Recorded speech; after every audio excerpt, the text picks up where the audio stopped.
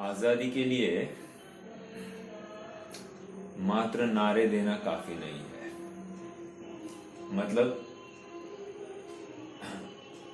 स्वतंत्रता मेरा जन्म सिद्ध अधिकार है और मैं उसे पाऊंगा ही। इतना कहने से काम नहीं होता है, इसके आगे भी और कुछ चाहिए।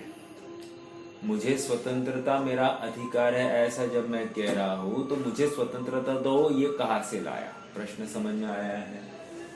यदि स्वतंत्रता मेरा जन्म सिद्ध अधिकार है तो स्वतंत्रता दो, ये पामर था या फिर ये दीनता आई कहां से? पकड़ रहे इस बात को? एक उक्ति भी चलती है, मृगेन्द्रस्य मृगेन्द्रत्वं वितीर्णा केन कानने। अर्थात किसने मृगेंद्र को मृगेंद्रत्व प्रदान किया है? कोई इलेक्शन हुई होगी, पंचवार्षिक इलेक्शन, और जिसमें ये सील मतलब ये निश्चित हो गया कि ये पारित हो गया, अब मृग जो है अर्थात सिंह ये जंगल का राजा बनेगा। ऐसा नहीं है, उसने स्वयं के बल पर वो हस्तगत किए और किसी को जाकर बोला नहीं है मुझे मृगेंद्रत्व का मतलब मुझे जंगल का राजा बनना है, ऐसा नहीं है। उसी प्रकार मुझे स्वतंत्रता चाहिए तो किसी को कहने की बात है ही नहीं, कहीं गिड़गिड़ाने की बात है ही नहीं। मैं स्वयं को अनुभव न स्वतंत्र। समझ में आ रहा है क्या? इसलिए स्वतंत्रता मेरा जन्म सिद्ध अधिकार है, ठीक है, ये सभी लोगों में जोश भरने के लिए, उनको अपनी स्वतंत्रता का एहसास कराने के लिए बताई होगी बात। बट स्वतंत्रता मांगने से मिलती नहीं है, स्वतंत्रता अनुभवने से मिलती है। अच्छा, ऐसी है? हाँ, क्योंकि स्वतंत्रता अनुभवने की चीज है, मांगने की चीज नहीं है। और अक्सर ये जीव गलती कर बैठता है और वो स्वतंत्रता की मांग करता है। कदाचित स्वतंत्रता के नाम पर उसके दिलो दिमाग में कहीं ना कहीं स्वच्छंदता की ही बू आती है। क्या कहा? स्वतंत्रता के नाम पर उसके अभिप्राय में, अंतर्मन में थोड़ी सी स्वच्छंदता की बू आती है। और जहां पर स्वच्छंदता के नाम पर स्वतंत्रता की मांग की जाती है, फिर दीन पामर हुए बिना रहता नहीं है। और स्वतंत्रता इस जाति की है कि लाग बंधनों में भी अपने को स्वतंत्र देखना सिखा देती है। जैसे मानतुंग स्वामी कहते हैं कि उनको 48 तालों से मतलब 48 कारागृह को पार करके उनको अंदर रखा गया। अब एक निहत्थे जीव को 48 कारागृह की अपेक्षा क्यों है, ये भी अपने आप में प्रश्न चिन्ह है, वो बात की बात है। बट वो उस अवस्था में भी स्वयं को बंधे हुए नहीं देख रहे हैं। समझ में आ रहा है? और हम एकदम स्वतंत्र है और हम अपने आप को बंधन से बंधा हुआ देख रहे हैं। जैसे शादी का बंधन, मोह का बंधन। समझ में आ रहा है क्या? बिना किसी ताले के, बिना किसी सांकल के हम बंधे दिखाई दे रहे हैं। अभी यहाँ वहां कुछ हो जाए, कुछ कम ज्यादा हो जाए तो हमारी भागदौड़ होती है कि नहीं होती है? होती है ना। बात कहाँ से आ गई? आजादी की मांग, स्वतंत्रता की मांग क्या है, पहले ये नक्की होना चाहिए। देखो, एक और बात बताऊं, देशद्रोह किसको कहते हैं? मैं बहुत अच्छे बिंदु पर पहुंचने वाला हूं। देशद्रोह किसको कहते हैं? तो एक देशद्रोह मतलब क्या कि डायरेक्टली आप शत्रु पक्ष को मदद करो, यहाँ की खुफिया खबर वहां पर पहुंचा दो, देशद्रोह है। ठीक है।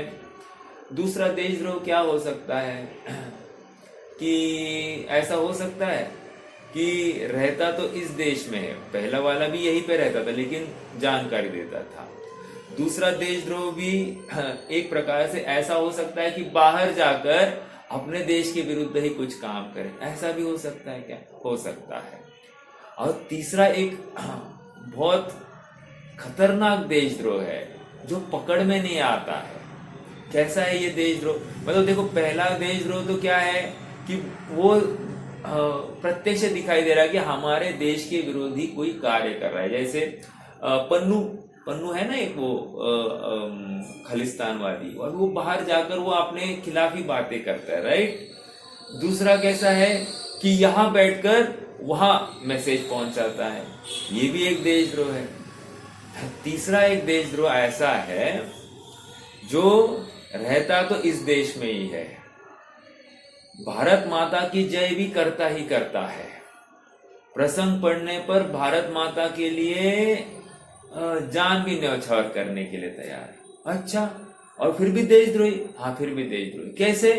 कह रहे हैं कि ये क्या करता है, सारे विदेशी साहित्यों का अवलंबन लेता है।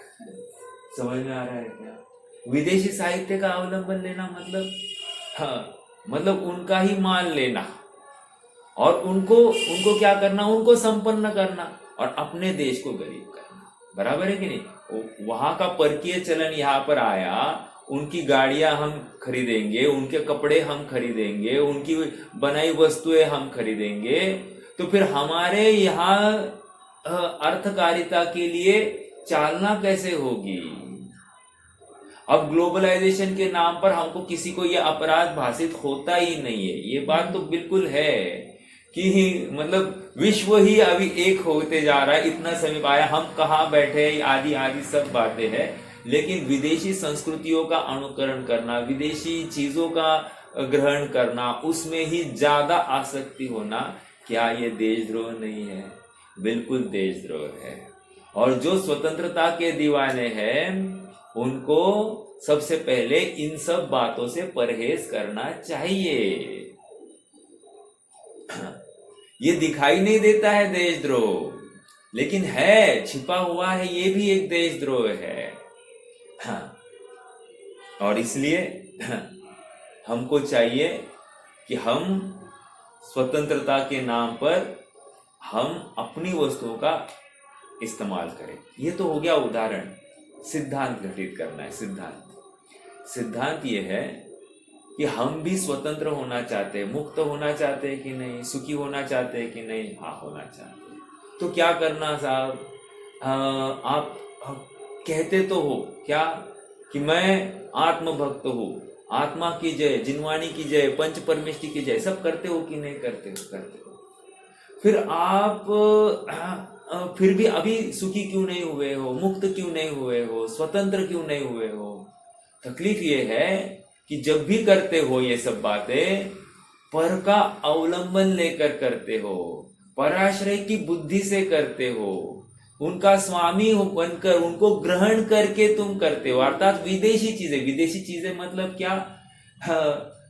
इंद्रिया, विषय, भोग, इनका अवलंबन लेकर, गेय पदार्थ, इनका अवलंबन लेकर तुम सुखी होने की कल्पना कर लेते हो, या स्वतंत्र स्वाधीन होने की या देशभक्त होने की कल्पना कर लेते हो। जैसे व्रत तप आदि करता है, इंद्रियों के बल पर करता है। मान लो उपदेश भी देता है तो इंद्रियों के बल पर देता हूं, उपदेश भी सुन रहा है तो इंद्रियों के बल से सुनता हूं। ऐसा इसको भ्रांति निरंतर बनती है। और आचार्य देव यहां पर कह रहे हैं, देखो देखो देखो, यही पराधीनता है, ये स्वतंत्रता नहीं, ये पराधीनता है। इसको इसकी खबर ही नहीं है, और जब तक इसको खबर नहीं होगी तब तक ये अपने चैतन्य स्वरूप को ध्यान नहीं पाएगा, और जब तक चैतन्य स्वरूप को ध्यान नहीं पाएगा तब तक शुद्ध आत्मा की प्राप्ति कहाँ से होगी? समझ में आ रही? सुखी कहाँ से होगा? मोक्ष की प्राप्ति कहाँ से होगी? आज अच्छी बात सुनी। हाँ, बात ये थी, आज बात अच्छी सुनी कि भाई देखो, एक टूर निकलने वाला है।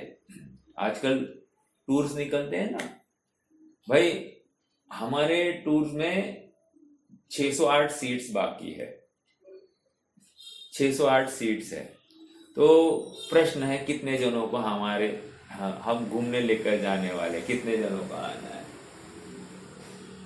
और सुनो, ये सिद्धालय की टूर है। अच्छा, सिद्धालय की टूर 608 जन। हाँ 608 जन 6 महीने के बाद में निकलने वाली 600। ठीक है साहब, हमको आना, हमको आना। लेकिन सिद्धालय कहाँ है, सिद्धों का स्वरूप क्या है, सिद्ध क्या कर रहे हैं, इसकी खबर है क्या? वहां पर जाने के लिए उनके जैसा ही काम करना पड़ेगा। उनका स्वरूप तुम्हें खबर है क्या? खबर है तो फिर तुम करते क्यों नहीं हो? अगर तुम जाना चाहते हो तो तुम उनके स्वरूप का अनुकरण क्यों नहीं कर रहे हो? यदि नहीं कर रहे हो इसका मतलब तुम्हें सिद्ध नहीं होना है। समझ में आ रहा है क्या?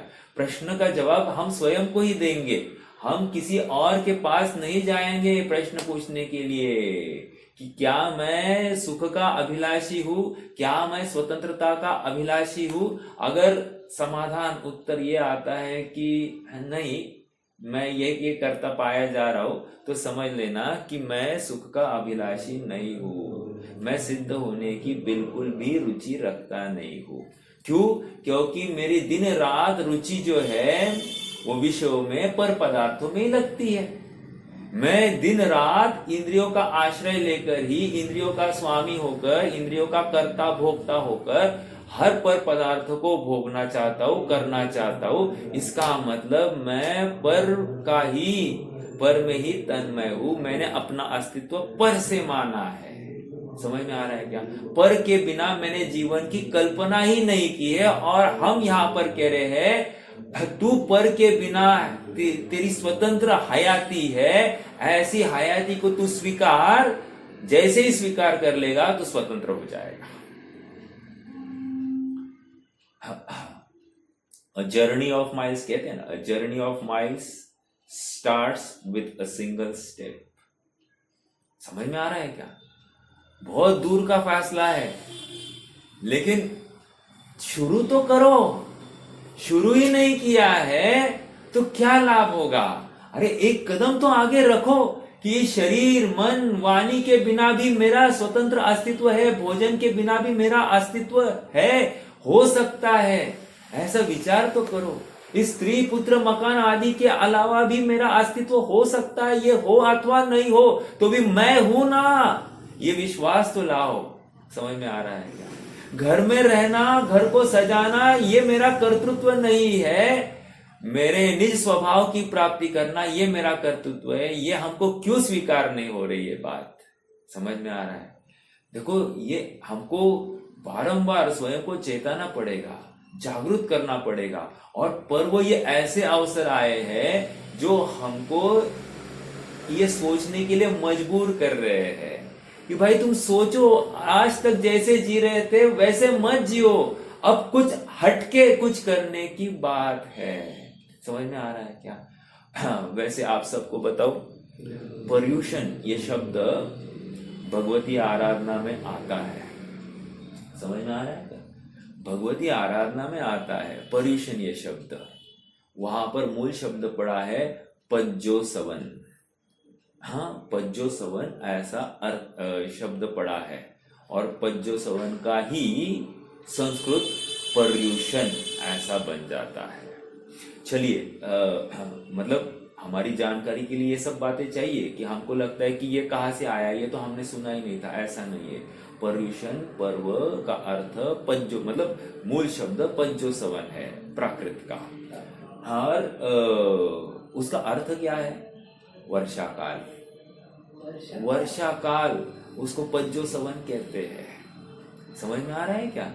मतलब वर्षा काल की जो भाद्रपद की ये जो 10 लक्षणी पर्व है, उसको फिर उपचार से पर्यूषण कहने लग जाते हैं। समझ में आ रहा है क्या? ये मतलब कैसा इवोल्यूशन हो गया है कथनी में, आप सबकी जानकारी के लिए। वैसे ये एक बात हो गई।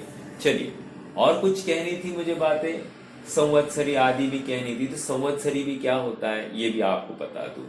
संवत्सर मतलब होता है 1 वर्ष। संवत्सर ऋतुरयणम है ना। संवत्सर ऋतु, अयनम क्या है वहां पर, रत्नकरण श्रावकाचार में वहां पर देश दिशाओं का परिमान करने की बात आई थी, तो दिग्व्रत और देशव्रत की बात आई थी।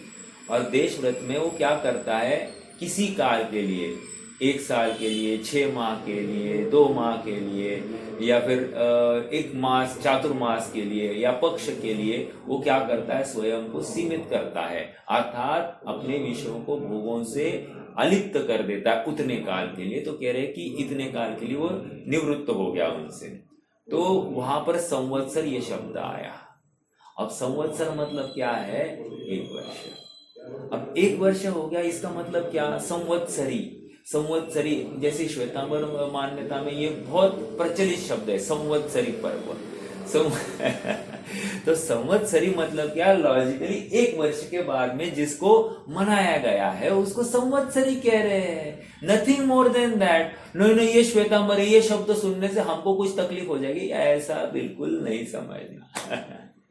ओके, तो वहां पर कहते हैं संवत्सरी पर्व की क्षमापण, ऐसा वहां पर बहुत प्रचलित शब्द इस रूप में यूज किया जाता है। बट समझने के शब्द से कुछ तकलीफ होने वाली नहीं है हमको, ये कहां से आया, इससे बदले इसके पीछे का भाव क्या है, ये इंपॉर्टेंट है। आप पकड़ रहे हैं क्या?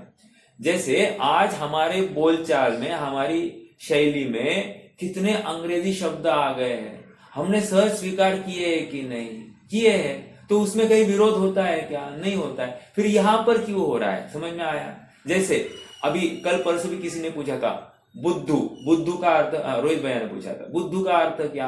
बुद्धू का अर्थ पागल नहीं होता है, बुद्धू का अर्थ ज्ञानवान होता है। लेकिन आज के परिप्रेक्ष्य में वो पागल के रूप में प्रचलित हो गया है। अब हम करें क्या? हमने उसको स्वीकार किया ना, पागल के रूप में ही स्वीकार किया ना। जैसे पाखंडी मतलब क्या? पाखंडी होता है मुनि। अब हमने किस रूप में उसको यूज किया है, समझा है? पाखंडी मतलब हमने ठगने वाला किया है। अब ये चेंज हो गए, हमने एक्सेप्ट किया। तो जब ये बातें, ये शब्द हम स्वीकार कर पा रहे हैं, तो पर्युषण या संवत्सरी, इन शब्दों को स्वीकार करने में विरोध कुछ भाषित होना नहीं चाहिए। ओके, मुझे तो ये इतना बातों का ज्ञान कराना था कि पर्युषण कहाँ से आया है। तो मूल अपने दिगंबर ग्रंथों में ही इसका उल्लेख पाया जाता है। संवत्सरी का भी अपने शास्त्रों में ही उसका अर्थ है। देखो, शब्द तो शब्द होता है, उसका एक इम्प्लाइड मीनिंग हम अपने हिसाब से ले, बस हो गया उसका काम। तो किसी और ने उसको यूज किया, इसका मतलब हमको यूज नहीं करना, ये बात नहीं है, हमारा दिगंबरत्व चला जाएगा, ऐसी कोई भी बात नहीं है। ठीक है, तो ये एक बात हो गई। कल मुकेश भैया ने प्रश्न पूछा था कि ये 10 लक्षण में ये 10 ही क्यों है, या 10 प्रकार से क्यों बताया जाता है, ऐसा कुछ प्रश्न था। 10 धर्म क्यों कहा गया है? तो 10 धर्म एक्चुअली क्या है, ये अपने इस जीव की 10 प्रकार से विकृतियों का परिज्ञान कराया गया है, और इनके अभाव में जो प्रकट होने वाली वितराग परिणति है उसको धर्म कहा गया है। अब 10 प्रकार की विकृतियों का अभाव करते हुए जो धर्म प्रकट हो गया, इसलिए इसको धर्म के 10 लक्षण कहा जाता है, और अब उसका अपभ्रंश 10 लक्षण धर्म कहा गया है। समझ में आया? ये भी अपभ्रंश के रूप में 10 लक्षण धर्म। अब बोलिए 10 लक्षण धर्म की नहीं है, धर्म के 10 लक्षणों की बात है। ये धर्म के 10 लक्षणों की बात है, और अपभ्रंश के रूप में अपन क्या कह रहे हैं, 10 लक्षण धर्म की पर्व की जय हो। अब सचमुच जय किसकी की है हमने, हमको भी उसकी खबर नहीं है, क्योंकि वहां पर मूल प्रयोजन अपना आत्मा था। तो हमारे आत्मा की जयकार की क्या हमने, भाव में था क्या? नहीं था। तो फिर पर्व की जय हो की कोई वैल्यू नहीं है। आप पकड़ रहे मेरी बात को? मैं अनेक बिंदुओं की ओर ऊपर स्पर्श कर रहा हूं, जिसको लेकर मतलब हमारे मन में जो भ्रांतियां चलती है, वो भी, उसका भी एक कुछ समाधान होना चाहिए। जस्ट फॉर द नेम से कि हम कुछ कर रहे हैं इसलिए करना चाहिए, ऐसा नहीं करें हम। ठीक है, मतलब वो कर रहे हैं इसलिए मैं करूं, ये बात नहीं। मैं उपवास करूं तो आप उपवास करें, ये कोई नियम है क्या? नहीं नियम। मैं मेरी धर्म आराधना कैसे कर पाऊंगा, मेरा मूल प्रयोजन वो होना चाहिए। जो कोई उपवास कर रहा है वो उसके पीछे उसका प्रयोजन यही होना चाहिए। जो कोई कार्य मैं कर रहा हूं उसके पीछे मेरा प्रयोजन मेरी धर्म भावना, आत्म सन्मुखता ही मुख्य हो। मान लो मैं किसी के साथ बात नहीं करता, तो बात नहीं करता इसका मतलब मैं क्रोधी हूं, ऐसा हो सकता है क्या? ऐसा नहीं है। क्यों? हाँ, जैसे तत्वार सूत्र में आया है, मैत्री के पर्यायवाची नाम आए हैं। वो क्या है? प्रेम भाव हो सब जीवों से, गुणी जनों में हर्ष प्रभु, करुणा स्तोत्र बहे दुखियों पर, दुर्जन में मध्यस्थ विभु।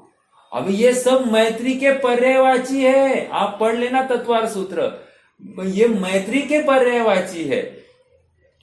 इसका मतलब मैं किसी के साथ बात करूं अथवा नहीं करूं, इसका मतलब मैं क्रोध करता हूं, ऐसा कहीं भी मानना योग्य नहीं है। कहीं कहीं उपेक्षा भी मैत्री के रूप में हो सकती है।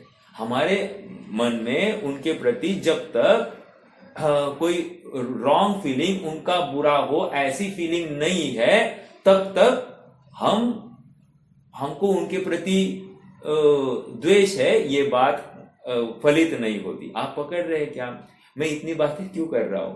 बातें इसलिए चल रही है क्योंकि धर्म की परिभाषा हमको करनी पड़ेगी, अर्थात हमारे बिहेवियर की भी हमको आजमाइश करनी पड़ेगी। और कोई एक विशिष्ट बिहेवियर मतलब यही है ऐसा नक्की नहीं हो सकता।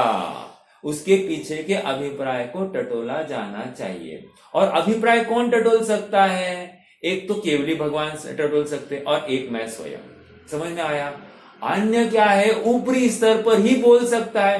वो अपने अंतस में कैसे झुक कर देख सकता है? नहीं झुक कर देख सकता। तो कहने की बात इतनी है कि ये परीक्षण की जिम्मेदारी पूरी हमारी है। हमारा पर्व कैसे मनाया जा रहा है? पर्व मतलब क्या? कौन बताएगा पर्व का अर्थ क्या है?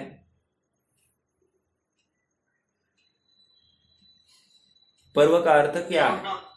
जुड़ना। किससे जुड़ना? मेरे आत्म स्वरूप से जुड़ना। तो मेरे आत्म स्वरूप के प्रति या आत्मा के प्रति मेरी तन्मयता, रुचि, उसकी प्राप्ति की धगज कितनी बड़ी है? Evaluate yourself. मान लो 3 दिन 4 दिन हो गए आपने, 3 दिन 4 दिन में मेरी धर्म भावना के बल पर, मेरी थोड़ी सी विषयों से हटने के बल पर मेरी आत्म भावना कितनी बड़ी है, आत्मा को प्राप्ति की धगज कितनी बड़ी है, उसको डिग्रीज में एनालाइज करेंगे अपन। और यदि समाधान आता है कि ओ अभी तक कुछ भी नहीं हुआ है, तो फिर से हमको और प्रयास करना आवश्यक है, और कुछ विचार करना चाहिए कि अब तक के जितने उपाय थे दे आर नॉट इनफ, इससे और अधिक पुरुषार्थ करने की आवश्यकता है।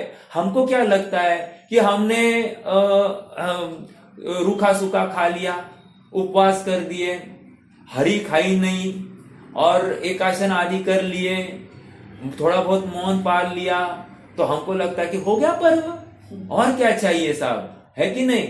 हमने दान आदि किए होंगे, ऐसा भी हो सकता है। तो इससे हमको लगता है कि हमारा पर्व हो गया।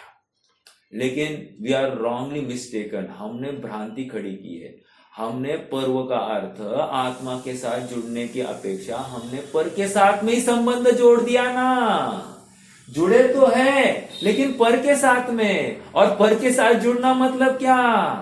अरे फिर से तुमने परतंत्रता को ही अवलंबन कर लिया है, अर्थात तुमने आत्मद्रोह किया है। जैसे देशद्रोह की बात चल रही थी अपनी, वैसे यह आत्मद्रोह की बात है। और आत्मद्रोह करके तुम आत्मा का सुख कैसे प्राप्त कर सकते हो? विचार करना, गंभीरता से विचार करना। ये पर्व जो आया है हमारी बुद्धि, हमारी सोच यथार्थ करने की बात है। मैं कितने प्रवचन सुनूं, किन किन विद्वानों के सुनूं, इससे इसकी अपेक्षा मैं अपनी सोच कैसे सुधार सकता हूं, इसकी बात है, इसकी एनालिसिस है। और एनालिसिस एकांत में की जाती है। यदि हमको एकांत खलता है वही वही वही वही वही वही ऐसा हमको अगर लगता है तो समझ लेना हमने संयोग की ही तो भावना भाई है। हम पर का आश्रय ही लेकर सुख की कल्पना कर रहे हैं, अपने अभिप्राय में वही चोर छिपा है, फिर से आत्मद्रोह हो गया। समझ में आ रहा है क्या? किसी को लगता है कि एकांत एकांत अच्छा है। एकांत मतलब क्या? वो एकांत के नाम पर पेपर पढ़ेगा, एकांत के नाम पर कुछ सुनेगा, एकांत के नाम पर पेपर ना पढ़े तो अपना कुछ लिखता बैठेगा। तो एकांत के नाम पर बाकी फिर से कर क्या रहा है? आत्मा को तो नहीं ध्या रहा, तो फिर से वर का अवलंबन है। समझ में आया? हो गया आत्मद्रोह। समझ में आया? हो गया आत्मद्रोह। आपका प्रश्न होगा साहब, लेकिन ऐसा कौन कंटिन्यूअसली जा सकता है? कौन करता है? कौन करता है? ये एक बहुत कॉमन क्वेश्चन। कौन करता है? कौन करता है नहीं, ये भावना तो करो। सच्चा धर्म क्या है ये तो नक्की करो। हम कहा करें कि कौन करता है, तुम इमीडिएटली करना चालू करो, लेकिन अपनी बुद्धि तो ठीक कर सकते हो ना। हम यही तो कह रहे, journey of miles starts with a single step. एक विचार तो यथार्थ रखो, धर्म क्या है इस संबंधी अपनी निर्णय प्रक्रिया तो करो। जब तक धारणा में नहीं बैठा है सच्चा धर्म क्या है, तब तक अनुमान में कहो, तर्क में कहो, वो धर्म प्रभाव कैसे आएगा? वह आत्मा कैसे दिखेगा? नहीं दिखेगा। आत्मा ज्ञान से ओझल ही होगा। और फिर हम बहुत गाएंगे, ज्ञान की प्रतिपल उठे तरंग, झांकता उसमें आत्म राम। लेकिन हर बार मैंने क्या किया? वो आत्म राम झांक रहा है और मैंने आत्म राम के लिए अपने उपयोग को पर में झांक दिया। अर्थात हमने एक कंबल ओढ़ लिया और उस आत्म राम को देखने से निवृत्त हो गए। उपेक्षा हो गई है, घोर उपेक्षा की है हमने अपने आत्मद्रव्य की। यही क्रोध है, ये उपेक्षा ही क्रोध है अपने आत्मा के प्रति। अपने को क्षमा स्वभावी नहीं देखा है हमने, यही क्रोध है। इसका मतलब क्या? क्रोध करना, क्रोध नहीं करना ऐसा मेरा स्वभाव नहीं है। मैं क्रोध से रहित स्वभाव वाला ही हूं, ऐसा नक्की करना है। आप पकड़ रहे मेरी बात को? हाँ जी। तो ये बात अपनी आ गई। मूल अवलंबन लेने की बात मेरा शुद्ध आत्मा है। ठीक है, ये समझना अत्यंत जरूरी है। हमने अब तक के विषय में इतनी बात करी कि हम पर्व क्यों मना रहे हैं, पर्व का बेस क्या है। पूर्ण स्वतंत्रता का एक बिंदु लेकर हम खड़े हुए हैं और वो स्वतंत्रता की भावना हमारी सच्ची है या नहीं, इसका उहापोह हमने करने की कोशिश की है।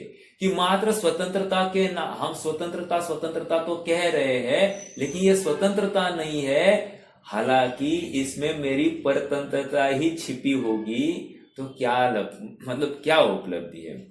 एक प्रसंग याद आ रहा है, मैंने आप सबके साथ में साझा भी किया है, लेकिन आज फिर से एक बार साझा करता हूँ। स्वतंत्रता के ही दिन थे, अर्थात स्वतंत्रता की लड़ाई के दिन थे, और तिलक जी का एक बार योग बन गया कि वे विवेकानंद, स्वामी विवेकानंद को जाकर मिले। और तिलक जी एकदम स्पष्ट वक्ता थे। उन्होंने विवेकानंद, देखो उस समय में की बात भी कुछ न्यारी थी। वहां पर मन में कोई छिपाया नहीं जाता था, अपने मन की बात साझा की जाती थी, और सामने वाला भी बुरा नहीं मानता था, वो भी अपना स्पष्टीकरण दे देता था। इसका मतलब आप थोड़ा सा सोचिए कि विद्वानों में विचारों की क्लैरिटी कितनी होती होगी, तभी तो जाकर वे इतने अपना आदान प्रदान करने के लिए सक्षम थे, राइट। जैसे अब तिलक जी ने कहा, स्वामी जी मुझे आपका ये रवैया ठीक नहीं लगता। आप आत्मा आत्मा करते यहाँ पर बैठे हो, भगवा कपड़ा पहनकर बैठे हो, और देश गुलामी से ग्रस्त हो गया है। अंग्रेज अत्याचार कर रहे हैं हम भारतीयों के ऊपर, अपने भाइयों के ऊपर अत्याचार हो रहा है, और आप आत्मा आत्मा करके मस्त हो रहे हो, ऐसा थोड़ी हो सकता है। ये नहीं देखा जाता मुझे। तो आप पहले स्वतंत्रता संग्राम में सहभाग लीजिए, उसके बाद में आपको जितना आत्मा ध्यान है उतना, अब एक बार देश स्वतंत्र हो जाए आप आत्मा को ध्याते रहो, क्या प्रॉब्लम है? कितनी सरल बात थी कि नहीं? स्वामी जी का जवाब, स्वामी जी कहते हैं तुम्हारी ऊपर से देखते हुए तुम्हारी बात तो बिल्कुल ठीक है तिलक जी, लेकिन बात यह है कि यदि ये जीव अपने अध्यात्म को, अपनी स्वभाव को, अपनी स्वतंत्रता को ही समझता नहीं है, तो वो लाख अंग्रेजों से की गुलामी से मुक्त हो जाए, मेरे ये शब्द लिख कर लो कि वो अंग्रेज जाने के बाद भी गुलाम ही बना रहेगा, वो विचारों से गुलाम बन ही जाएगा। हाँ, और हुआ ऐसा ही है। अंग्रेज जाने के बाद में हमने उनकी संस्कृति को अपना दिया, उनके रहन सहन को अपना दिया, और हमारी संस्कृति का सत्यानाश कर दिया कि नहीं? वे पाव खाते थे, पाव वो कुत्ते के लिए रखते थे, कुत्ते की खाने की चीज थी पाव, और आज ऐसी अवस्था है कि 70 to 80% या 90% भारत पाव के बिना अपने दिन की शुरुआत करता है। कैसे गुलाम हुआ है देख लो ना। वे चाय लेकर आ गए और हमने चाय पत्ती के नाम पर हम भी चाय पीना चालू हो गए, और आज ऐसी अवस्था है कि हमारे घर आए हुए को हम अगर चाय नहीं पूछे तो घोर अपराध माना जाता है। क्या यार, चाय तक नहीं पूछा? समझ में आ रहा है क्या? मतलब चाय कितनी आवश्यक हो गई है, ये आप समझ रहे होंगे। गुलामी की बात कर रहा हूं, अर्थात हम स्वतंत्रता के बाद में भी गुलाम कैसे हुए हैं। हमने जो कपड़ों का अवलंबन लिया है, जो कपड़े घटते गए हैं अपने शरीर पर, विशेष रूप से महिलाओं के, ये किसका परिचायक है? ये हमारे विचारों की गुलामी का तो परिचायक है। भारत स्वतंत्र नहीं हुआ है माय डियर फ्रेंड्स, अभी भी गुलाम है। समझ में आ रहा है क्या? जिस प्रकार से अरे एक देश की गुलामी भी, मतलब हाँ, देश भी स्वतंत्रता से विचार करने के लिए समर्थ नहीं हुआ है, इसका मतलब उस देश में अध्यात्म की घोर कमी है, घोर कमी, या अध्यात्म के चिंतन की आवश्यकता भाषित ही नहीं हो रही है। और इसलिए मैंने थोड़े दिन पहले ही बताया था, जिस प्रकार शिक्षा अभियान चलाया गया, वैसे ही हमको अब धर्म शिक्षा अभियान चलाना जरूरी है।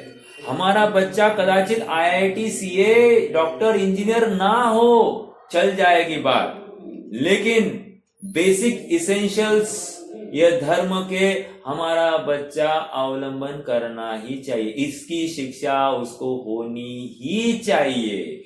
कदाचित वो फेल हो जाए लौकिक शिक्षाओं में, कोई प्रॉब्लम नहीं, लेकिन धर्म की शिक्षा में वो फेल हो जाए, ये कतई स्वीकार नहीं हो। ऐसी दृढ़ता हमारे में है क्या? यदि ये दृढ़ता हम में नहीं आई है तो हम महाक्रोधी है। हमने उनके साथ में किया हुआ ये क्रोध है। समझ में आ रहा है क्या? हमने क्षमा का अवलंबन नहीं लिया है। आप पकड़ रहे हो? बहुत अभागे है वे बच्चे जिनको धर्म की रुचि उनके माता पिता ने नहीं लगाई। बहुत अभागे है, और इसका फल माता पिता को जरूर मिलेगा। कब मिलेगा? जब बच्चे उनकी उपेक्षा कर जाएंगे। करेंगे, 100% करेंगे। ये बात आप नोट कर दीजिए। क्यों? विवेकानंद ने वही तो कहा, अध्यात्म से विमुख जीव गुलाम ही बनता है, गुलाम ही। हाँ सुनो, हम भी उससे परे नहीं है। अध्यात्म के भाव को हम भी अगर ठीक से नहीं लेंगे, इसका मतलब हम यहां पर बैठे हम गुलाम नहीं, ऐसा बिल्कुल भ्रम नहीं पालना। क्यों? क्योंकि भले हम यहां पर बैठे हैं लेकिन दिल उधर है ना। तो अपने दिल में अगर पर वस्तु ही बैठी है, अपना आत्म रुचि नहीं बैठी है, इसका मतलब हम भी गुलाम है। समझ में आ रहा है? लेकिन I was speaking of basic essentials कि भाई धर्म बुद्धि आनी ही चाहिए। आप देखो तो सही, मुस्लिम भाइयों को देखो तो सही, कितने वो छोटे बच्चे, 4 साल का बच्चा लेके, वो लड़की भी हो तो उसको पैक करके लेकर चलते हैं, पैक। और हमारे यहाँ पर सबसे पहले बच्चों को एकदम कम से कम कपड़ों में ही चलाना चालू करते, फैशन के नाम पर। आप पकड़ रहे हैं क्या? इतने छोटे छोटे पैंट्स और इतने छोटे छोटे वे स्कर्ट्स, मतलब उनका पूरा बदन दिखाई देता है। मतलब अश्लीलता की परिसीमा पर हम पहुंचे हैं। हम अपने बच्चों को उस रास्ते पर ढकेल रहे हैं। ये क्रोध नहीं तो और क्या है? हम उनको मतलब विकृत और विभत्स कर रहे हैं। उनके ऊपर अति प्रसंग की नौबत हम खड़े कर रहे हैं और हम कह रहे हैं कि हमने उनको स्वतंत्रता दी है। उनको जिस दिन सच्ची समझ आ जाएगी तो वो अपने आप अच्छे कपड़े पहनेंगे। अरे कब पहनेंगे? जब उनके ऊपर अत्याचार होगा तब करेंगे हम, उनको समझ आएगी। मतलब हम नौबत आने देंगे उनके ऊपर, तब उनके लिए हम कुछ करेंगे। और फिर हम क्या करेंगे? हम गवर्नमेंट को दोष देंगे।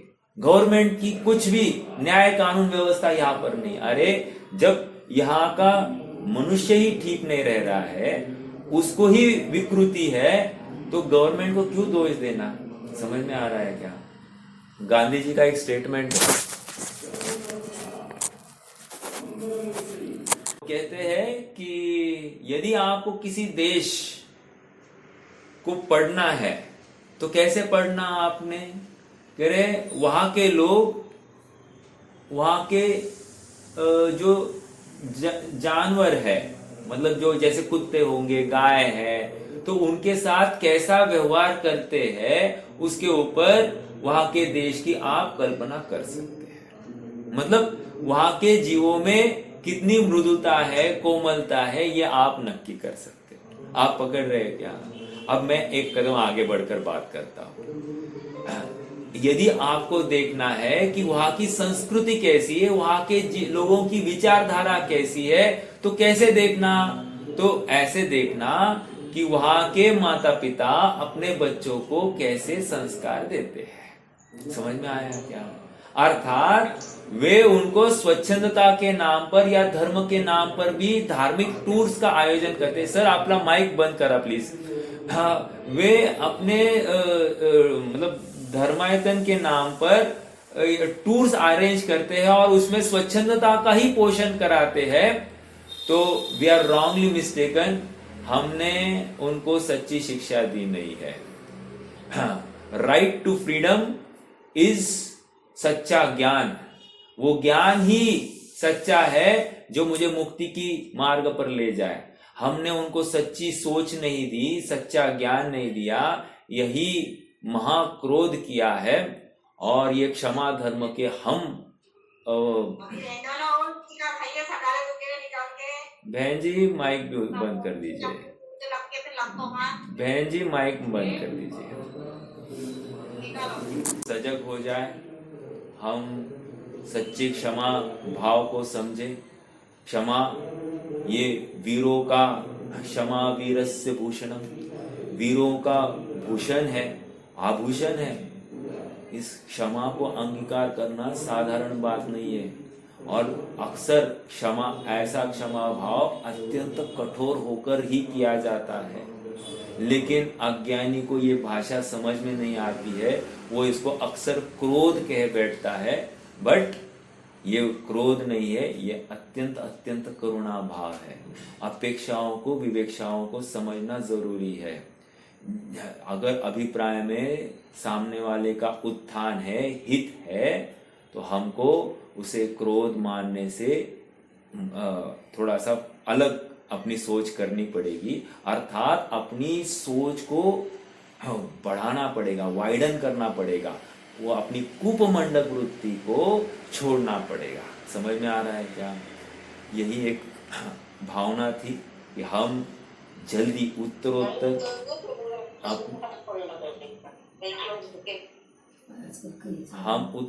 अपने धर्म भावनाओं को बढ़ाएं, यही मंगल भावना है। और मैं विराम लेता हूँ। ओम नमः।